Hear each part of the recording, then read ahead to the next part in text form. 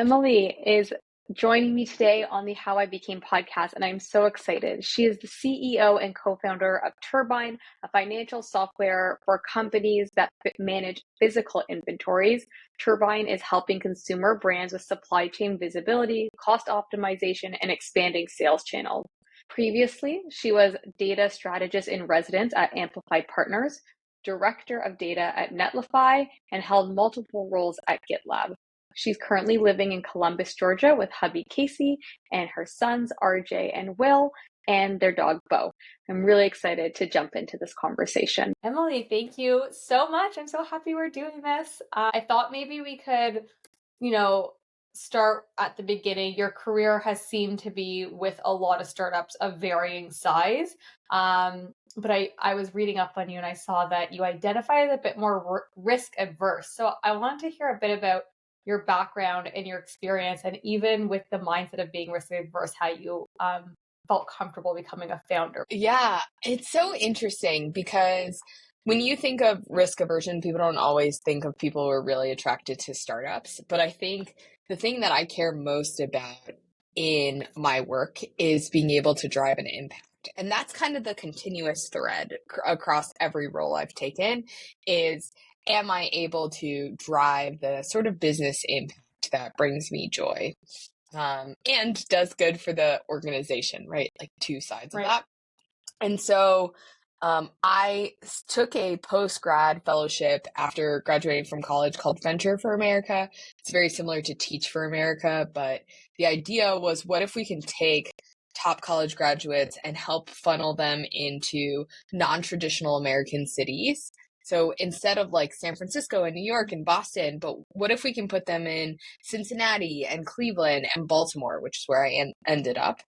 And so the idea is you can bring really high quality talent to these cities, and some of that talent's going to stay there, some of it's not. I moved out of Baltimore after about a year, moved to North Carolina, moved to Georgia, moved in Georgia again. And so, but I do think my perspective of what it is to be impactful came from the fact that my first job was this early stage startup where I was employee number 9.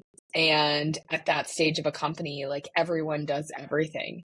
And so in the morning, I might be doing customer support. And in the afternoon, I might be picking up printer ink because we ran out. And then on my way out the door in the evening, I might be taking out the trash because it's trash day.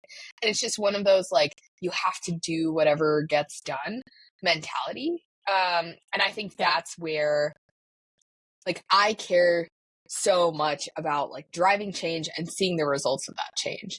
And in a large org, that feedback loop can be 2, 3, 5 years, which is fine. I just find the instant gratification of pushing out a feature and getting feedback from a user where you had an idea over the weekend, shipped it on Thursday, and it's in people's hands and you're hearing about it on Tuesday. Like, that's incredible to me. That really quick turnaround. And sometimes it's going to be great feedback and sometimes it means you have to tweak it. But it's such a exciting piece of being a founder or being in the startup world.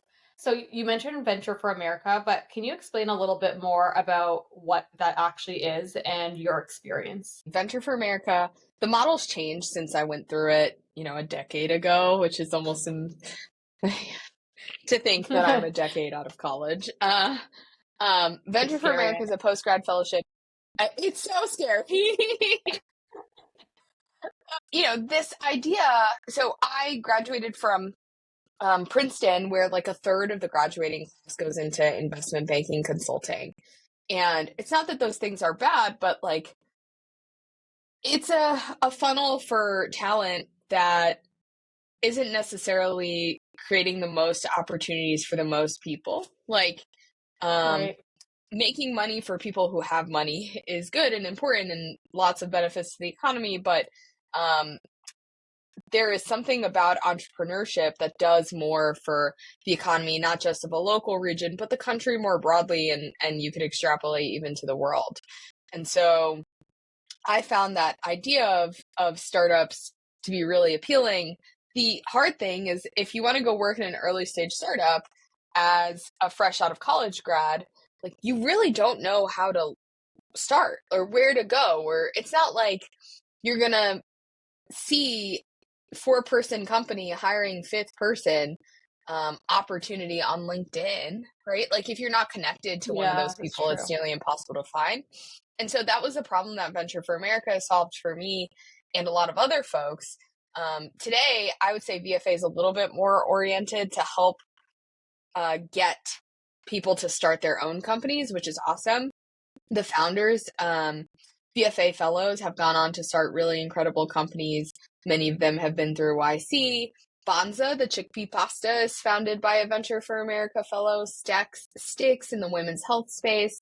Just a variety of companies. Chili Revival food truck, like the kinds of businesses are all over the place. And it's really incredible to see what people can do when they're given the right resources. And I talk to people and they're like, oh yeah, I started this company and now we employ 5 people in the city that I wouldn't have been in if it wasn't for Venture for America in the first place. Like, I think that's incredible. Personally, is the path for me that got me into startups. And it wasn't like I came into VFA saying, I want to start a company someday. In fact, if you had asked me, probably right up until I started a company, if you had asked me, do you see yourself starting something? I would have said no. You know, I'm too risk averse. I want a family, and you know, whatever the situation at home is, like I just don't see myself taking that sort of risk. And sort then of other things are priorities in your life. Yeah, in exactly. Your headspace. Yeah. Whereas I think a lot of fellows, if you had talked to them from the beginning, they'd say, yeah, I want to start something, or I've already started something and here's my side project. So you didn't get involved at that point. Like, what drew you to it if that wasn't the end game for you? You know, it was the opportunity to work in a startup. I mean, I see now kids are graduating. Georgia Tech has a huge entrepreneurship program. So I'm in Columbus, Georgia. Atlanta's a stone's throw away. And the things that are coming out of Georgia Tech are incredible. Like the students are graduating, or sometimes not even graduating, dropping out to work on their endeavors full time because they just have these really wonderful ideas. They are battle testing them while in school. They have mentors helping them understand what they need to be successful. Sometimes they're raising angel funds, but sometimes they're bootstrapping it, and they live like college students. So like a diet of ramen and a frozen bag of vegetables is all they need. And it's really incredible to see the things that they're doing and what's coming out of those entrepreneurial ecosystems. And if they're dropping out, you're getting a whole other side of education from starting a business anyway. So it's not like you're not, bumming around and doing nothing. Like you're starting something and potentially having an impact on the economy or people's lives or whatever it may be is like also so incredible. Yeah, 100%. And I think do you watch The Bachelor? I don't watch The Bachelor, but I know a lot of people do. And I've seen all the memes that are like, entrepreneurship, or entrepreneur is the code for unemployed. Right. Have you seen those? Yeah. And so I think about that, and there's this somewhat disdain or this confusion over like what is entrepreneurship, or what does it mean, and what does it have to look like, right? Is someone who I'm working out of a co-working space today. I'm working out of Startup Columbus, which is our local incubator here. I'm thinking Lindsay from Soothe Beginnings, who has a desk over there. She started a pacifier company. And then I look 2 desks over from her. You have Michelle, who runs a company called Cirrus Gold that does photography and mental health workshops. And then I look between them, and you've got Stephen Kumpf, who's the CEO of Charity Vest. Charity Vest went through YC, raised a couple $1 million, I think $6 million. Like, the 3 of them are entrepreneurs. And is one better than the other? No, they're all just very different kinds of entrepreneurs. And so sometimes I think people get this idea that like, entrepreneurship needs to fit this very specific mold, or it needs to mean this very specific thing. And if instead we just cast a wider net and said it's about creating opportunity and creating jobs, like we can make it a lot more accessible to folks. It's interesting that you bring this up, because at the beginning when I started this podcast journey, one of the questions I asked was, what does being successful mean to you as an entrepreneur?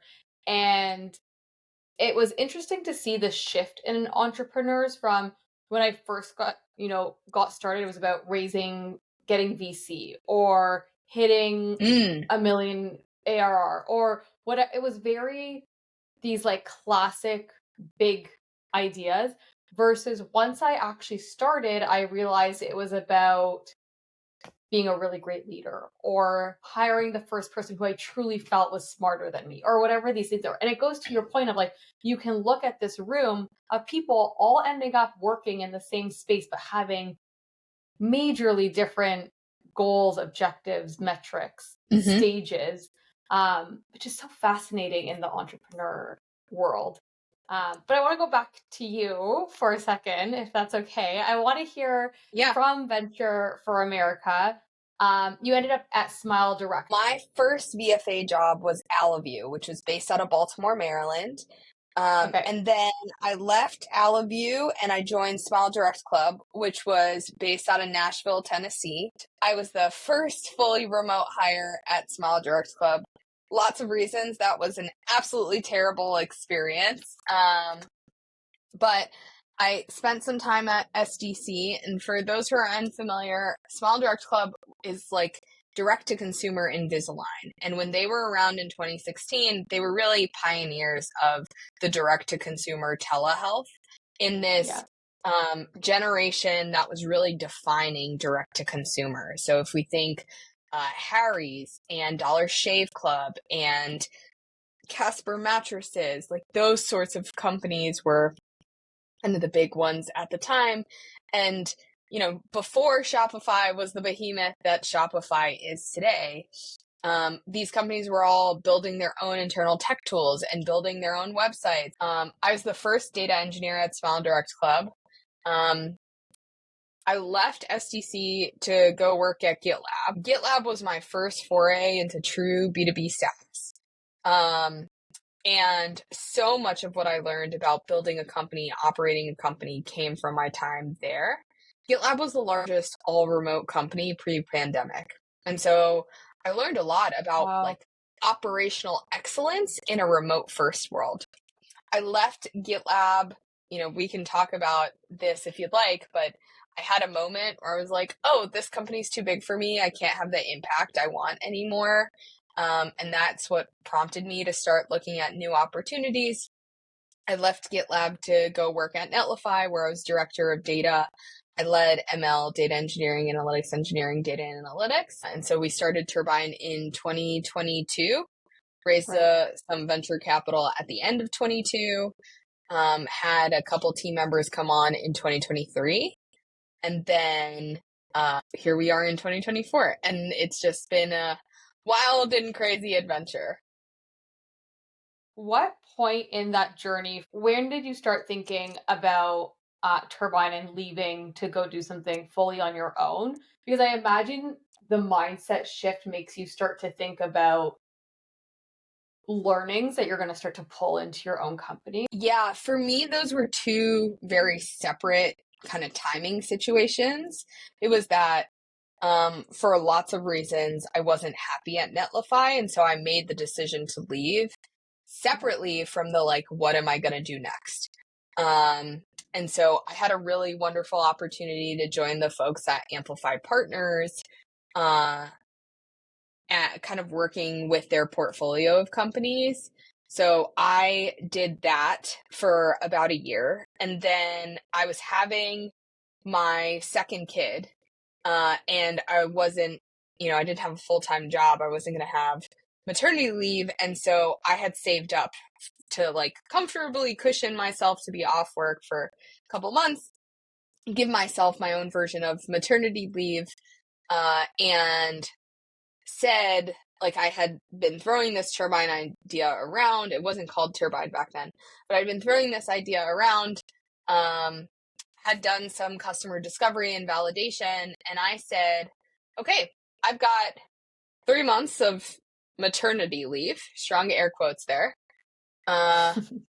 Let's see if we can make it work in this 3 months. And at the end of 3 months, I either go all in on Turbine or I'll go find a job.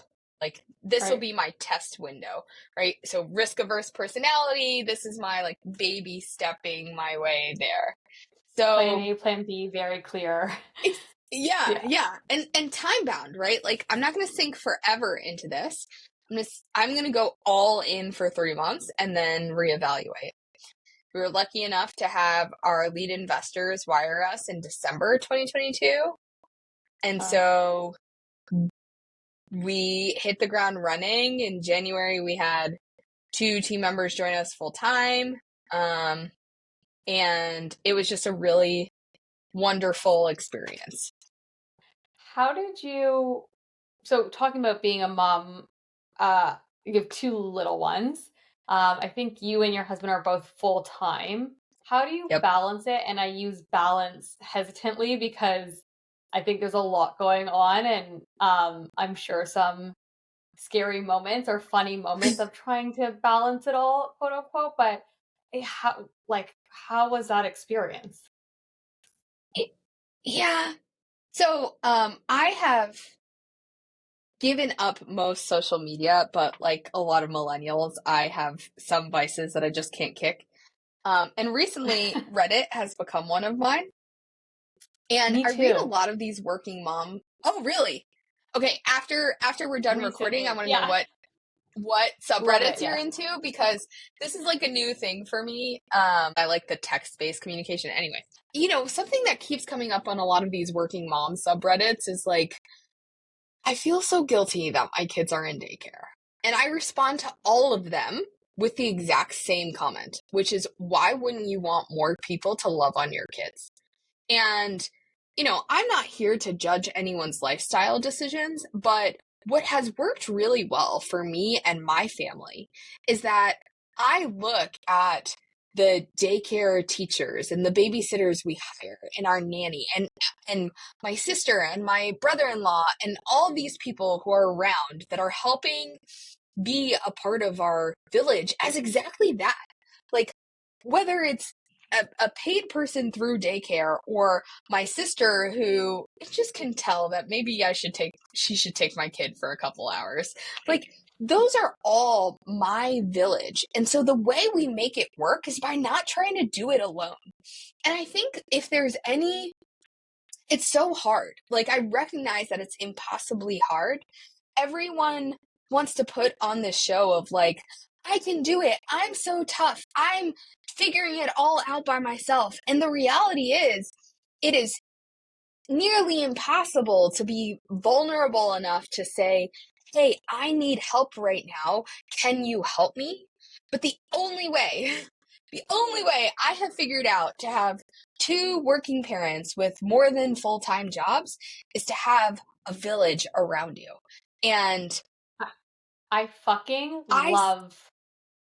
love that, because my husband and I, when we talk about having a family and what it will look like, I really struggle with the idea of, call it a nanny, or I'm like, well, I should be the person who wakes up with the kid in the morning and puts him to bed and be there for every moment. But just when you're like, why wouldn't you? It doesn't mean you love your kid less because there's other people helping. It just makes your kid feel more loved and more different personalities and more ways of encouragement. I've never heard it put that way, but it honestly, that just like really gave me a mind shift into what that could look like. Good. I absolutely love it. Thank you. Good. I mean, so my oldest now is 3, almost 3.5. And when prior to having any kids, like pre-pandemic, I was one of those annoying people did CrossFit 6 days a week. Now I'm one of those annoying people who only does CrossFit 3 days a week. And much better. There was a long Yeah. I only talk about it half as much now. The big thing for me, after I had my, I got pregnant with my first kid, the pandemic hit, I stopped leaving the house, so I stopped doing CrossFit. And then my second life got crazy after my first kid and trying to figure out how to be a mom and work and everything. And then I had my second kid, and so I didn't go back to the gym. And then after he was born, I started getting back into like training and weightlifting.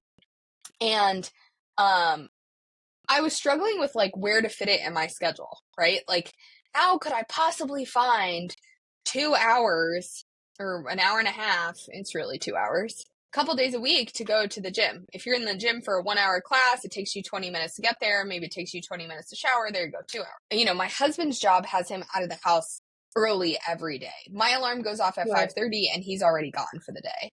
And so he never does the morning shift. And I was doing that 5 days a week, and I had someone say to me, like, what if you did it 2 days a week? Or what if you did it 2 days a week plus only one of the weekend days and your husband could take the other one?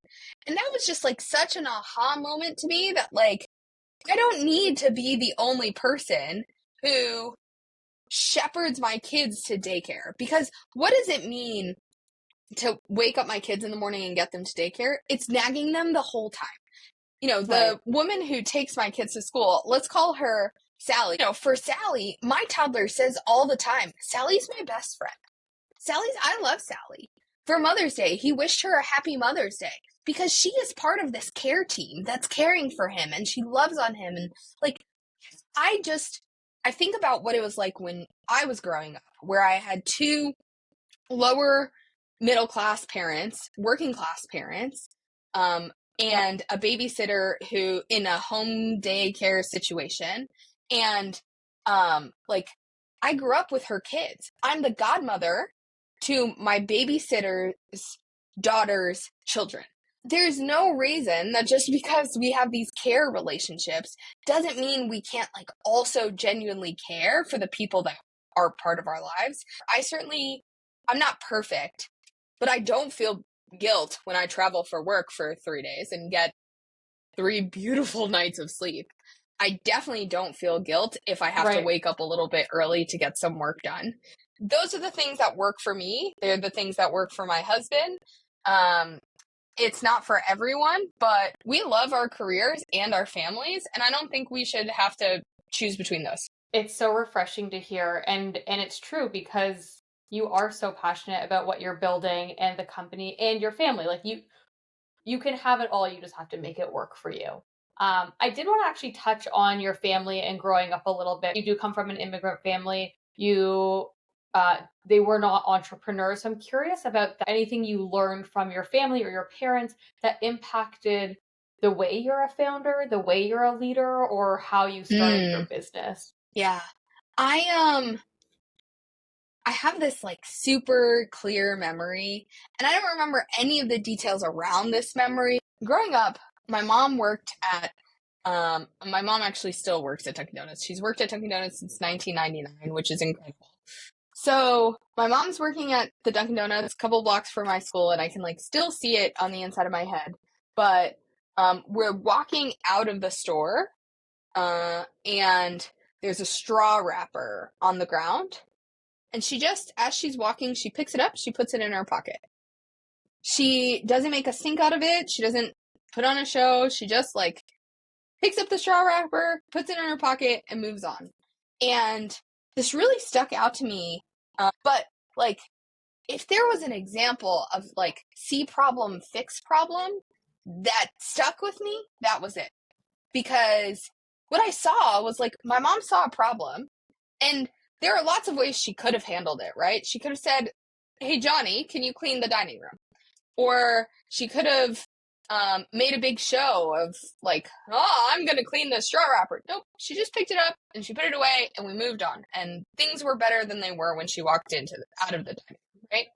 And I think about that all the time, because if there's anything that I hope that someone can use to describe my own work style, it's that. Like, saw problem, fixed problem. And not because I'm doing it for pomp and circumstance or because I want all the accolades, but just this idea that like if we all just make things a little bit better every day, it will be better for everyone, a whole lot better in a month, incredibly better in a year. Like life is easier when we play like we're on the same team. And so this straw wrapper, it's such a small thing, but in the grand scheme of things, if she had walked right by it and she didn't care about it, like for her employees who would have seen her not care about it, they would have taken the impression that it's okay to not care about those things. And then when they walk by it, they would have done the same thing. So it can be this chain reaction for good or this chain reaction for indifference. Isn't it funny how these little meaningless things, to your mom, she probably did not think twice about it, but that it has stuck with you as such a message and such a meaningful message in so many different ways all of these years later. I find it so fascinating, and to think about all these other little moments of impact as a leader, growing a business, when people are constantly watching you and picking up on these little things you're doing, that forms the culture or forms the way that you're building your business or raising your children. I want to dig in a bit to Turbine and the business.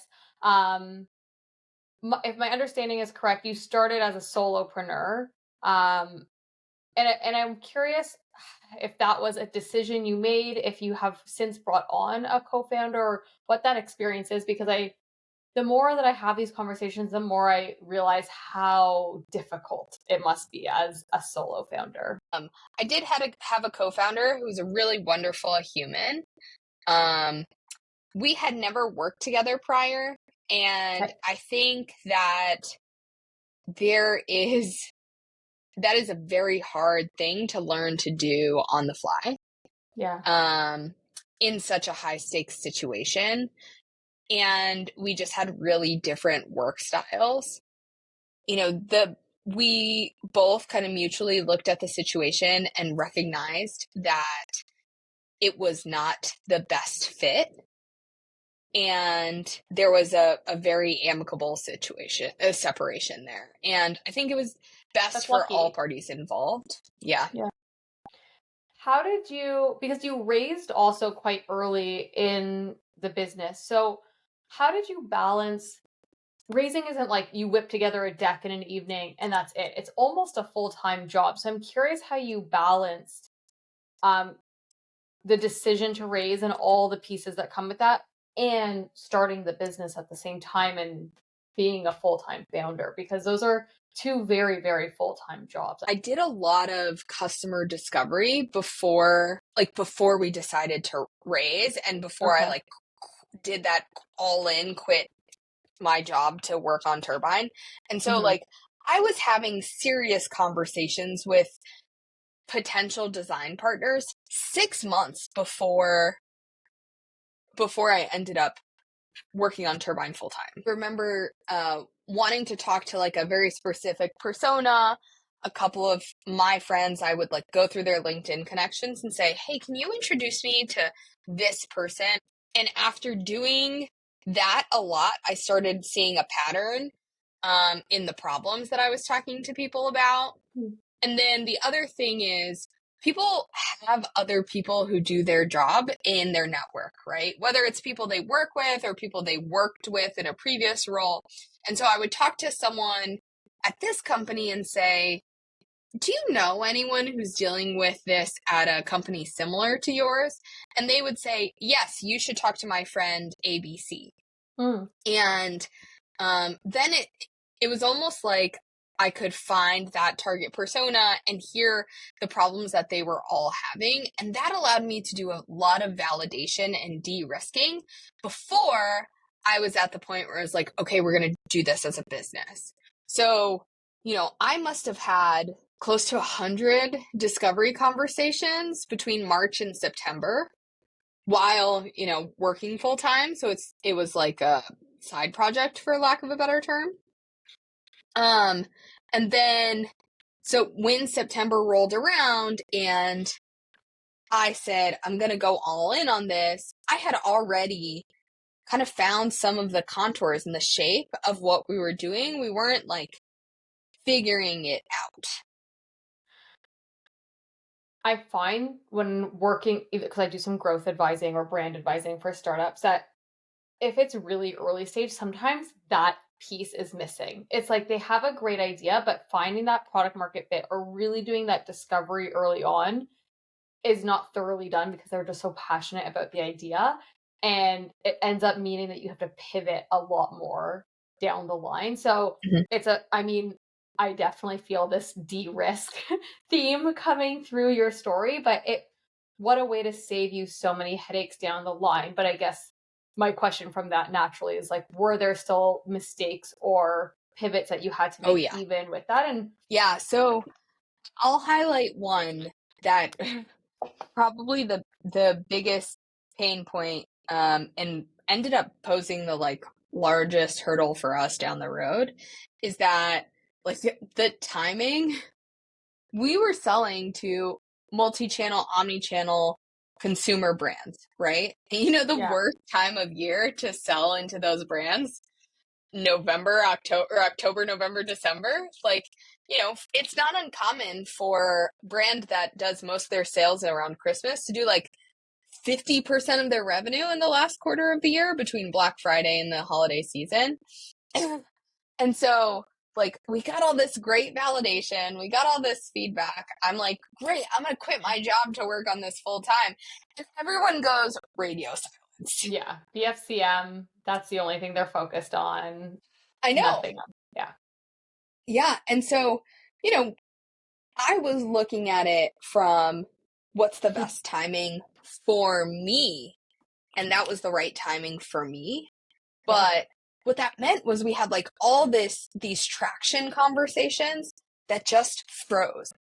And so I don't know what I would do differently, but I will say that was one lesson that if I could only go back in time and tell myself one thing, it would be that. It's hard when you don't have like, I would have done, you're not saying, oh, but I would have done it XYZ, that there's not a clear alternative. It was just the timing sucked. And Yeah. that's tough. Yeah. I don't know what the alternative would have been. Actually, I was just listening to a podcast this morning from the founder of Shipt, SHIPT. Okay. And he actually stopped going to school, and then school called his parents. And then after a lot of conversations and sounds like potential disagreement with his parents eventually let him drop out to start this venture full time. If you shifted the timeline even by 2 years so that I actually finished high school before starting that first company and pushed the Shipt timeline out 2 years, it wouldn't have worked.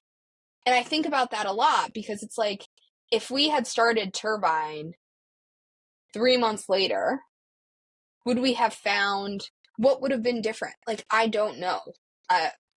Totally. Even maybe the VCs wouldn't have been ready anymore, or your first amazing hire would have gotten a different, or whatever it may be. But it's true. Everything sort of happens, the way it's supposed to.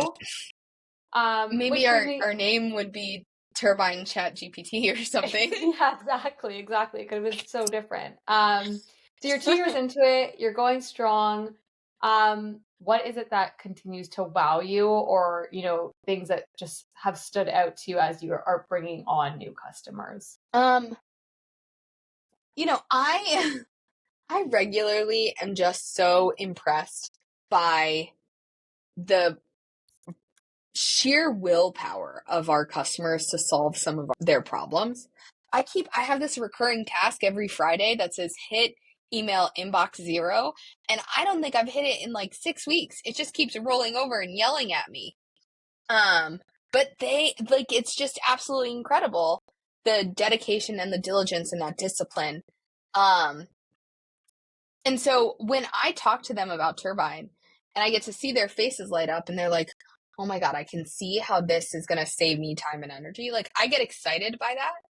It's a team effort because so much of what we've built, so much of what we've done is in direct response to the feedback we're getting from our customers. Our customers, our design partners, our early users, the people who are willing to hop on a call and listen to us talk through these things. Like, those are every step along the way. Yeah. And such a great way to build. Like then you know that you're truly building Yep. the right features, the right product. So I have my last two questions for you. So the second last one, as founders, you're told a million one pieces of advice. And I'm curious if there's a myth or something you were told that for future founders you would want to dispel. I think there is this stereotype of like the young 19-year-old founder who lives in a hacker house with no obligations. And I think part of the reason people are like, tech founder or like tech bro is that that's what they think of.